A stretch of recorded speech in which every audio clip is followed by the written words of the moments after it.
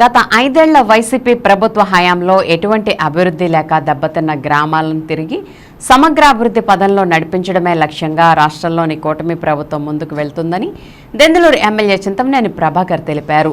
దెందులూరు మండలం పోతునూరు పంచాయతీ పరిధిలోని ఉండ్రాజవరం సహా పోతునూరు గ్రామాల్లో సుమారు ₹1 కోటి నిధులతో నిర్మించనున్న పలు సీసీ రోడ్లకు బుధవారం ఉదయం స్థానిక కూటమి నాయకులతో కలిసి దెందులూరు ఎమ్మెల్యే చింతమనేని ప్రభాకర్ శంకుస్థాపన కార్యక్రమాన్ని నిర్వహించారు.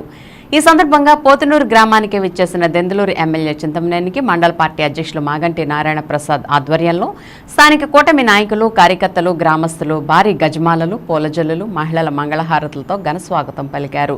ఈ సందర్భంగా ఆయన మాట్లాడుతూ కూటమి ప్రభుత్వం అధికారంలోకి వచ్చిన తొలి రోజుల నుంచే గ్రామాల్లో మౌలిక వసతుల మెరుగుదలకు ప్రాధాన్యత ఇవ్వడం జరిగిందని తెలిపారు.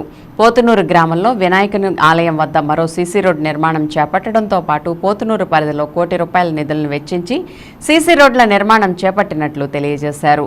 ఈ కార్యక్రమంలో పలువురు టీడీపీ, బీజేపీ, జనసేన నాయకులు, కార్యకర్తలు, మండల పార్టీల అధ్యక్షులు, గ్రామ పార్టీల అధ్యక్షులు, క్లస్టర్ ఇన్ఛార్జీలు, యూనిట్ ఇన్ఛార్జీలు, సహకార సంఘాల చైర్మన్లు, మాజీ చైర్మన్లు, నీటి సంఘాల చైర్మన్లు, గ్రామస్తులు తదితరులు పాల్గొన్నారు. రబీలో ఎకరాకి 60 బస్తాలు హైయెస్ట్ చరిత్రలో పండినటువంటి ధాన్యం ఈ సంవత్సరం పండించగలిగాం. గోదావరికి చివరి భూములు అయినప్పటికీ కూడా మంత్రి గారి యొక్క చొరవతో, ప్రభుత్వం యొక్క ఆదేశాలతో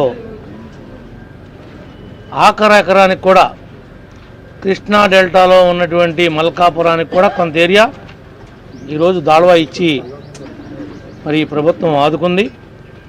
ప్రతి ధాన్యం గింజ ఈ ప్రభుత్వం కొంటుంది. ఎవరికి ఏ రకమైనటువంటి డౌటు వద్దు.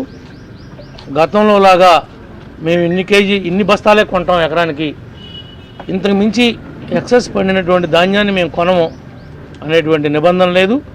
మరొకటి ఏంటంటే, ఎవరైతే ఈ కౌలు రైతులు ఉన్నారో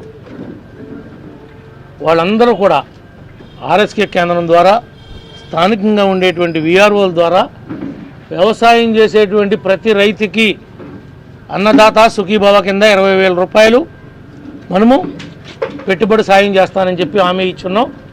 రేపు తొలకరలో జూన్లో నార్మల్ పోసే టయానికి ఆ డబ్బులు మీ అకౌంట్లో వేస్తాం. కాబట్టి ప్రతివాడు కూడా కౌలు కార్డు తీసుకుని, ఎందుకంటే ఎక్కువ రైతాంగం కౌలుదారులే కాబట్టి ఆ యొక్క అవకాశాన్ని ప్రతి రైతుకి అందే విధంగా స్థానికంగా ఉండేటువంటి కూటమి నాయకులు, బ్యాంక్ అధ్యక్షులు, సీనియర్ నాయకులు, డీసీ చైర్మన్లు, నీటి సంఘం ప్రెసిడెంట్లు, మాజీ బ్యాంక్ ప్రెసిడెంట్లు, పార్టీ ప్రెసిడెంట్లు ఎవరైతే కూటమిలో నాయకులుగా ఉన్నారో ప్రతి వారు భాగస్వామ్యం కావాలి.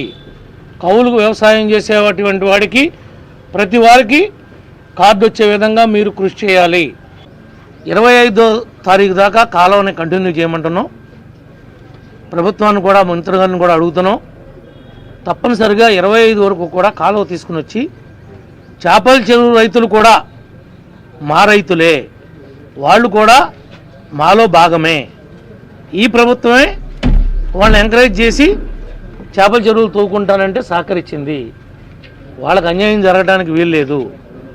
ప్రతి మంచినీటి చెరువుకి, ప్రతి చేపల చెరువుకి కూడా నీటి ఎద్దడి రాకుండా కాసుకోవాల్సిన బాధ్యత మా మీద ఉంది. కాబట్టి వాళ్ళకు కూడా పూర్తి స్థాయిలో నీళ్ళు ఇచ్చేందుకు కృషి చేస్తాం, ఇప్పించి తీరుతాం. ఓకే.